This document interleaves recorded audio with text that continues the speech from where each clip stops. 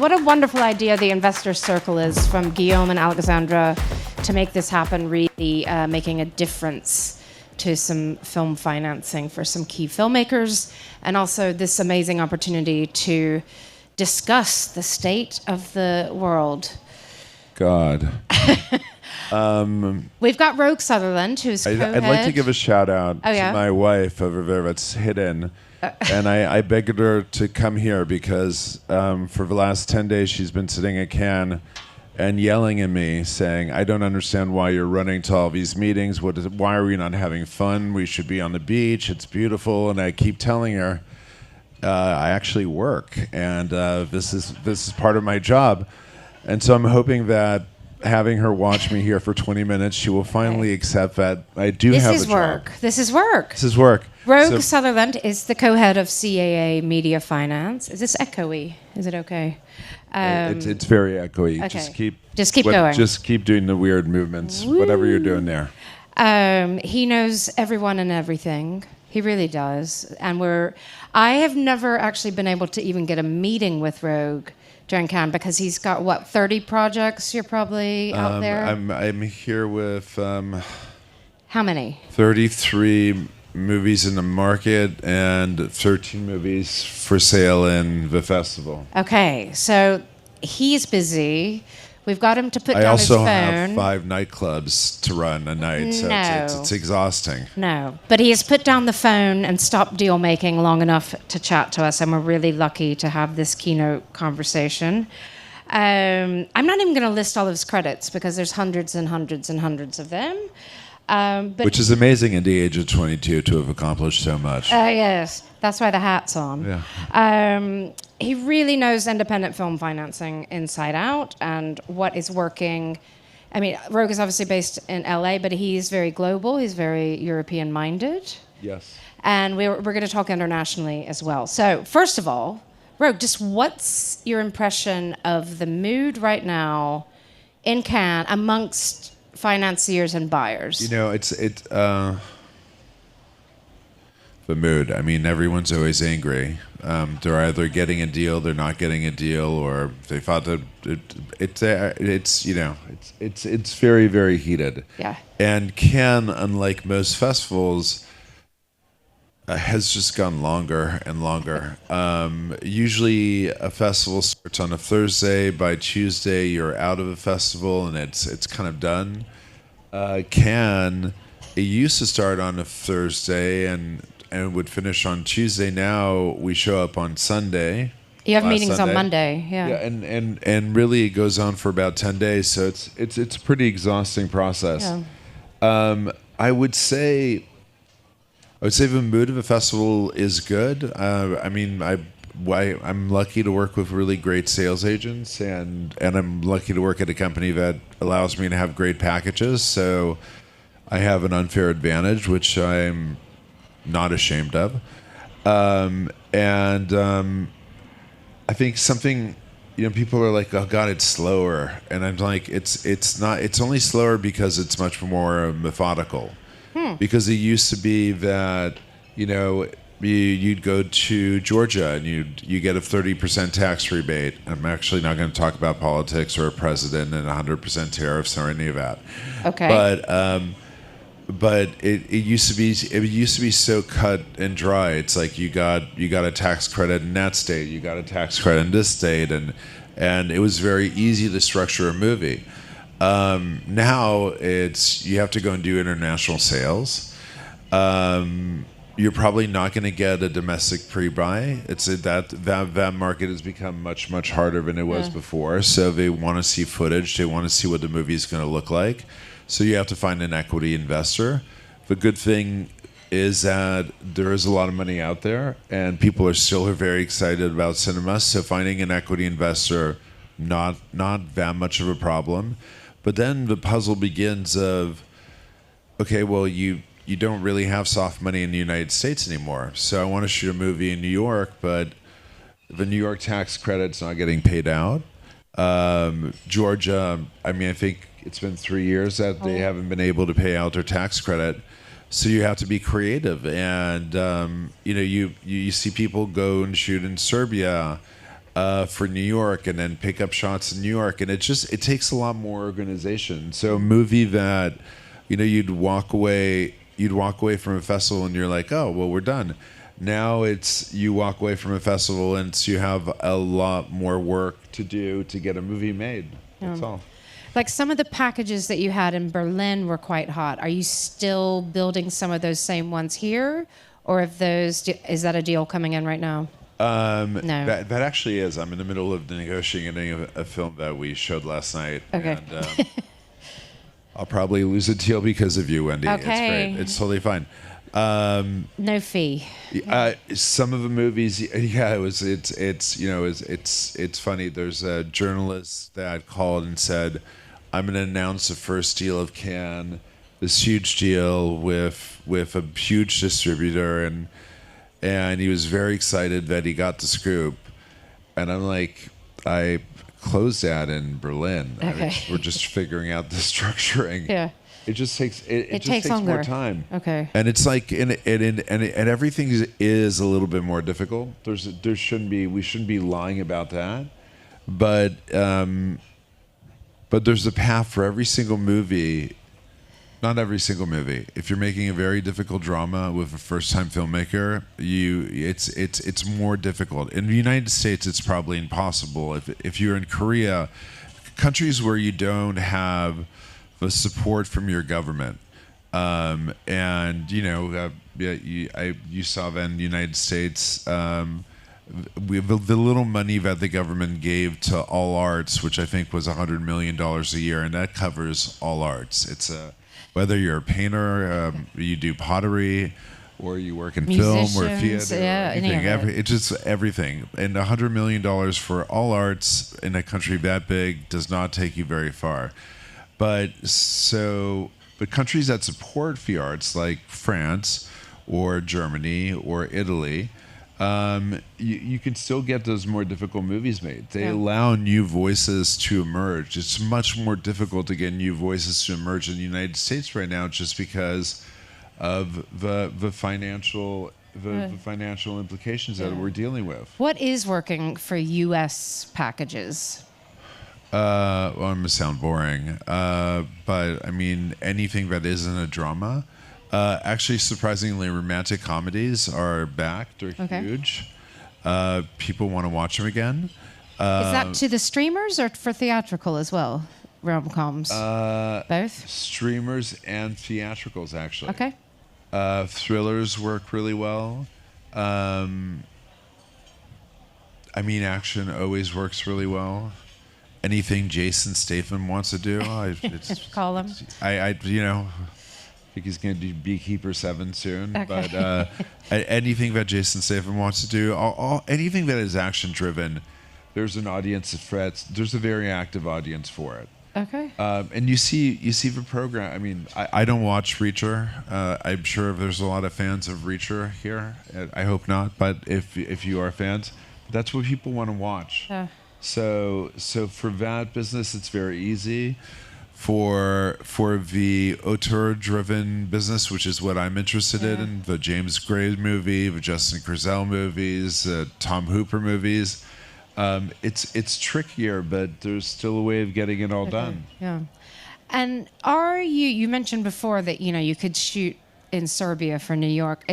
With some of the projects you have at CAA, are you increasingly looking at those incentives for foreign shoots more? We definitely are, because you have to deal with the reality, the fiscal realities that are attached to a movie. We have so much to make a movie, so how do you protect the image that is on the screen, which that ultimately is the most important thing, because that defines the success of the movie.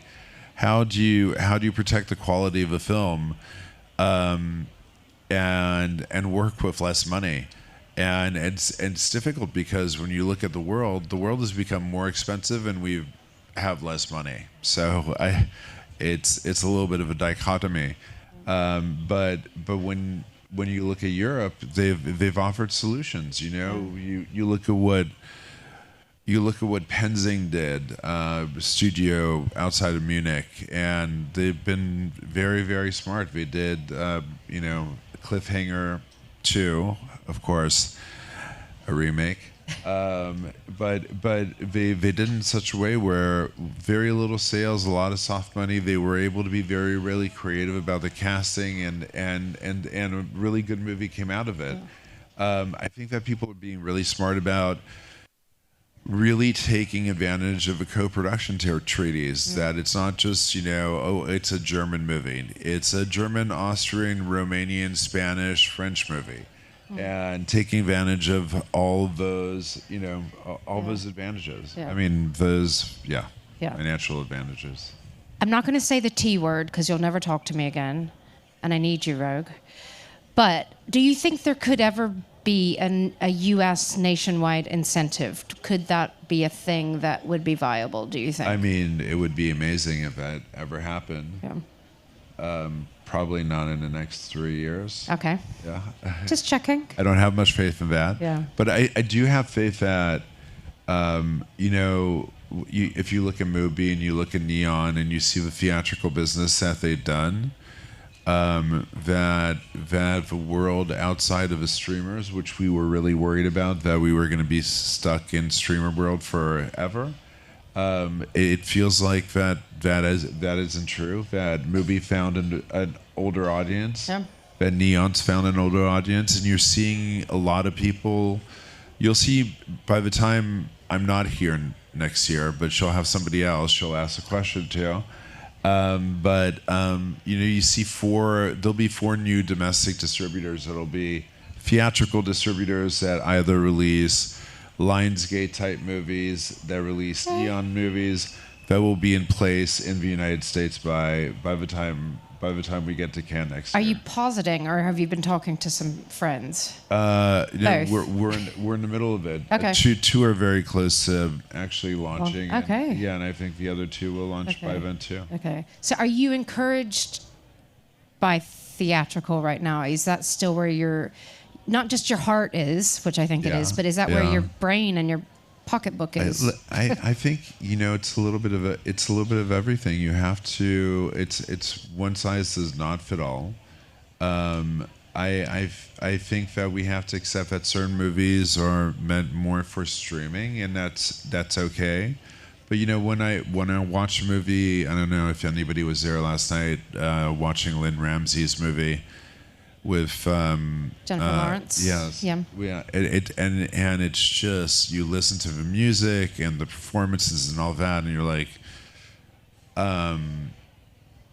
it deserves to be seen on a big screen. The sound design of that movie was so unsettling. It was. That if I try to watch that at home, I won't get it.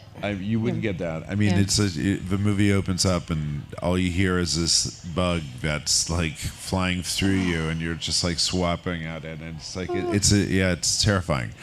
I had Emilia Perez last year, and we sold it to Netflix, and Netflix did an unbelievable job in the marketing campaign. They really did. And Lisa Tabak is one of the smartest marketing executives. She deserves to be queen of marketing executives that I've ever met. But the truth is, no one on Netflix ever watched Emilia Perez. It's like they spent the money to release it. And people and you mean the Netflix audience didn't watch it? No. Oh. No, I mean I was like I set up Emilia Perez. They have to at least advertise it to me. No. Okay. But it got so much Oscar buzz, and it was a worthwhile investment for them in that way. And all that's good, and I think that's really, and it's good to have Netflix that supports our business in that way. But I don't think that business actually supports their business. Their business is much more driven towards bigger budgeted romantic comedies, action movies with Chris Pratt or whatever it may be. But it's not their business. Okay. You're not going to shoot yourself in the foot, though, if you're dealing with Netflix. What does work on a streamer? Is it those sort of Chris Pine action films or a rom-com? All those. All those. Okay. Always works. I think that art house movies have. I think black and white has a hard time. Yeah. Art house movies have a hard time. You know, strangely enough, American art house movies have a harder time than non-English speaking art Okay. house movies. I think that they have an easier time actually being seen on the streamers. But yeah, I think it's more meat and potatoes than the theatrical world that we that we love. Yeah. So these deals are taking longer to do. Yeah. How's the money? What's our budget levels still The being money's squeezed? feeling really good right now. The money's flowing really good. But our budget's being still squeezed, or can you get for the right package? Can you get the right amount that you needed? You can get the right amount. I would say, depending on the movie, the budgets are being squeezed. I've been doing this for 25 years. I feel like the budgets have been squeezed since I've been in the business. They're being squeezed, yeah. That's what budgets get I think done. the problem is less about the budgets being squeezed, and the bigger problem is that everything costs more money. Yeah. So when you're shooting in the United States, forget the soft money. The unions are, by the way, and very important. I didn't say anything bad about the unions. I love them, but everything is more expensive, you know. And as things gets, we have less money to make movies. Things get more expensive. It just becomes problematic. Okay. Where's a sweet spot on budgets that you're saying, or is it totally project dependent? But It's totally project dependent. okay. When you don't really have names, can like a $1 or $2 million budget, can that still pop if it's maybe a genre film or something? I mean, it's you know, you're not talking to a Sundance guy. But nothing against Sundance. I mean, you can talk to my partner, Ben Kramer and Sarah Schweitzman. They all love Sundance. I've never been much of a person that believes in, you know, write a $3 million check, show the movie at a screening, and hope that it works out well. I mean, that's really pure gambling. But yeah, I do believe that we have a responsibility to bring up new voices, and so that does involve a certain level of risk, and it's difficult to say because on some level, yeah, again, the more they can stay in a commercial genre, the better it would be, but at the same time, the way they're actually going to be able to be noticed is by their creativity and their independence. And so that's what we have to promote, which is why I'm going to have them show. They're going to go and shoot in Italy. Yeah. And no, but that's just the reality we're dealing with. We're seeing a lot of acting talent, either directing, we've got several here, or also setting up their own production companies. Yeah. Do you like working with those companies? Does that complicate what you do at CAA? No, well, no. I'm actually a person that tells them that they should go and start their own companies. Okay. I believe that right now. Oh my God! Oh. Here we go. Is that Sarah? Molly, I swear to God, I will call you when I'm off stage. Sorry, guys. Okay, great. Tell us what deal is happening, Molly. Yes, that's great. Molly really would be so happy to know that you all heard that conversation. It's great. Where were we? Oh, the talent starting their own production outfits, does that complicate things? No, so IP.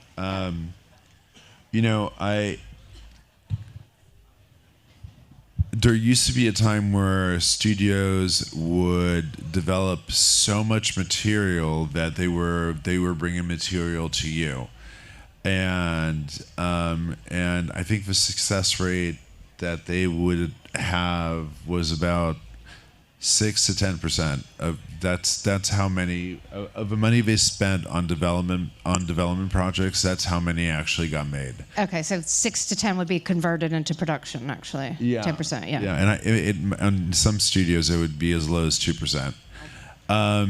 When you have to own your IP, and by the way, running a company is not for everybody.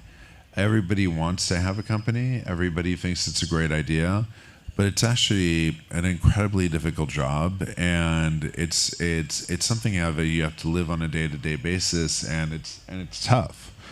But when there's a movie I worked on called Knives Out that Ron Bergman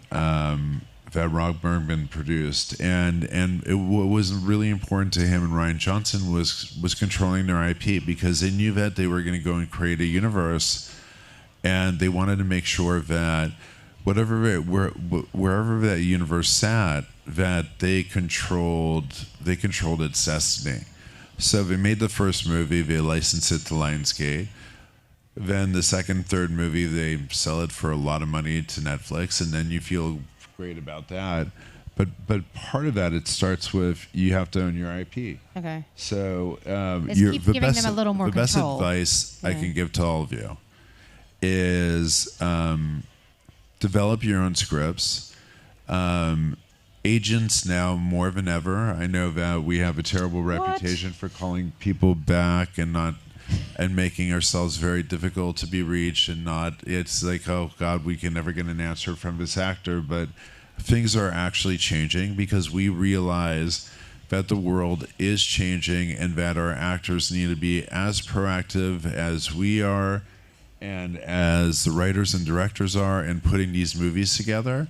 And the more you can package a movie before you deliver it to a studio, the better it is, and not only controlling all creative rights, but controlling business rights too. I'm also wondering, when we're here Am I in boring Europe. you yet? No, not. done? I'm just thinking, where can I feel like you've been speaking to me for so long now. No, we've always got something new to talk about, Roeg. I'm going to ask you what I've never asked you this about the rise of these new European studios or conglomerates or whatever we're going to call them. Newen, Media One, Vuelta Group is now really growing. Where do you see those sitting in the global landscape? Are you working with them a lot? We do work a lot. Yeah, we work. I mean, I think they're really helpful. I mean, they understand. If you go back to the Charlie Chaplin days of United Artists, right, and how that was built, which was build a studio that is meant for artists, that is owned by artists, and ultimately, it didn't work out. But the concept behind it is brilliant. I think that ever since that the United Artists was created, it's something that we try to replicate. So I do think that a company like Media One that does allow companies to, they purchase companies, but they allow them to maintain to still be their individual they allow them personality. to be themselves. Yeah. And they give them the financial wherewithal to be able to build themselves independently. And ultimately, what does that become? It's my birthday. I'm sorry, they're all celebrating me out there. They probably sell to another equity company, and it continues and it continues. Yeah. But for the moment, our experience in working with those companies has been incredibly positive. Okay. You said at the top that equity financing is, I don't think you said easy, but it's out there if you know where to find it. And I'm wondering, I never said easy. I know you didn't say easy, but you said it's out there. It's available. It is. I think that it's surprising how much money, how many investors are actually excited about the film business, and I think that one of the reasons is everything else in the world is kind of falling apart. So it's like, okay, well, you can go and invest in a market, or you can go invest in the film business. Okay. You can invest in... But real estate is going to give you a better return on investment, isn't it? It may give you a slightly more stable return. Less risky, yeah. Kind of. Yeah. Maybe. But you're finding enough equity investment. Yes, it's not a problem. And are you finding those equity investors in the U.S., And are they sort of individuals? They're Are from- they no, corporate? No. So they're from everyone. Okay. Everywhere. Do you want to tell us a list of names? Just kidding. No. I would have a list of names, but unfortunately, I can't read with sunglasses, so we'll never know. No. But they come from Europe. They come from the United States. They come from Asia. Okay. They come from the Middle East. I mean, they come from everywhere, and they all have the funny thing about it is that they all have different desires. You know, some people really just want to spotlight their country and bring production to their country, so they'll finance production that way. Okay. Some people just care about making money. Or some people want to come to Cannes and show off a bit. Yeah, that's less. I mean, that's less interesting. Okay. I mean, if it's really about just walking down the red carpet, it's like it's less interesting experience. Yeah. But I do think that a lot of people also, particularly in the United States, they understand that since the government is not really supporting the arts, they have a responsibility to support the arts. In the same way that you collect a painting, you can go and collect a film. Okay. What about non-English language cinema? What's working, do you think, globally? What's working in the US for non-English language? Well, one, and my friend Vincent Marivelle reminds this to me every day, actually, an hour ago. Goodfellas, yeah. He's like, Nora, you're a successful American movie, made $6 million at the box office. My animated movie, Boy and the Heron, made $300 million. I think there's something beautiful. I love it. Yeah. As you know, I love it. Yeah. I think that, since there's been such a since the American market has been broken, it's forced foreign distributors to actually focus on local language films. And when I grew up in France, and when I see, and I promise you that when I grew up in France, there was like one French movie and 25 American movies every weekend. And it's in like this year, I think 42% of the box office was French films, and I think that's great. And some of them cross over, some of them don't cross over. I don't think it really makes a difference. As long as it works in a local market, that's all you're really trying to work for. If it does cross over and becomes a global hit, then that's amazing. But for the most part, I think there's a rebirth of like local for local, kind of. Is that what you're? Sorry. Local for local, yeah.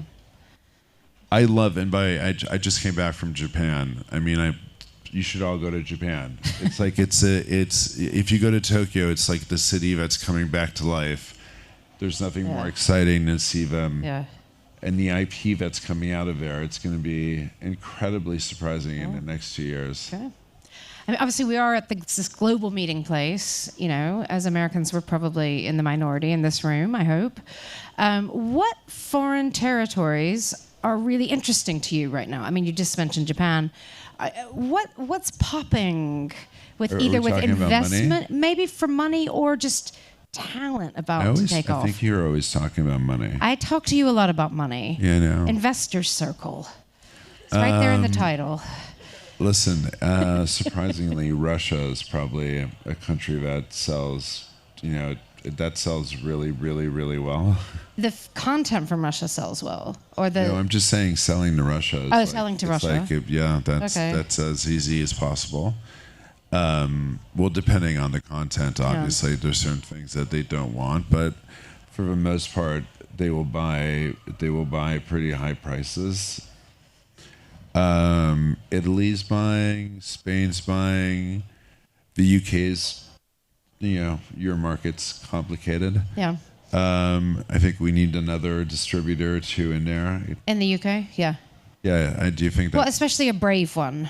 I mean, or just anyone that will actually buy a movie. Okay, That'd be great. I think Germany is difficult, but possible. Asia's really tough. Yeah. Asia's really tough. Do you think it's going to come back a bit more? I mean, I hope so. I mean, we keep traveling there, begging them to come back, and look at all of them. None of them showed up again, but it's outside of Korea and Japan, it's really difficult to sell. And that's it. Okay. I mean, I think that covers most I mean, of are them. you working with any international talents either in the local languages? Yeah. Or English? Yeah. Can you tell us any? Maybe not. I mean, I shouldn't. Okay. But we're very focused on Latin America, obviously. Well, I mean, here's the thing. There's no secret to it. If you want to be disruptive in this market, you just have to follow where Netflix and Amazon is, and you go and do business there. So they're focused on 15 territories, and in those 15 territories, we will do everything we can to go to the most important talent and allow them to have the independence to do the movies they want without having the controls of any of the studios. Okay. Interesting. How do we find out what the 15 priority countries are? I mean, you just have to turn on Netflix. Okay, yeah. All right. I can show this to you on my phone if you want. We'll have a look. But for the most part, that's obviously the United States. That's the slowest growing market. India is obviously huge. Western Europe, it's slowing down, kind of like the U.S. is. The Middle East is growing in a major way. Asia is growing in a very, very big way. It's not Korea. It's not about Korea or China. It's about Indonesia. I was going to say Indonesia's and heating Vietnam up, isn't it? and Cambodia. Those are countries that are growing.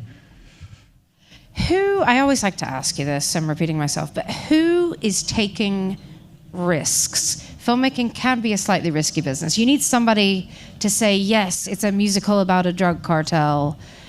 It's, non-English language. I'm all in. Who is financing risky projects? And I don't mean like an actual name, but is that the streamers? Is that, it's I'll not the give you a studios? name. His name is David Tagioff. Okay. I told him that Library Pictures. Yeah, Library Pictures International. I told him that.